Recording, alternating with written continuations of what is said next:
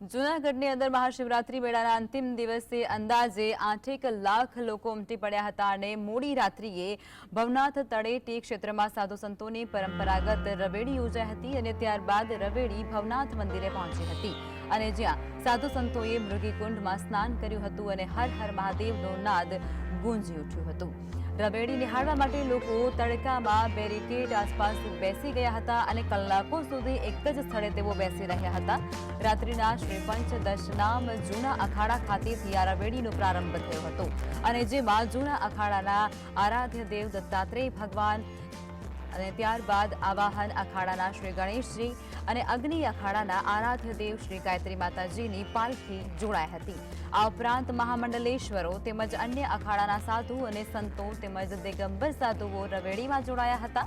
વાજતે ગાજતે યોજાયેલી આ રવેડીમાં દિગંબર સાધુઓને લાઠીદાવ અંગ કસરત આ સાથે તલવારબાજી જેવા કરતબો પણ રજૂ કર્યા હતા, જેને નિહાળી સૌ કોઈ મંત્રમુગ્ધ બન્યા હતા।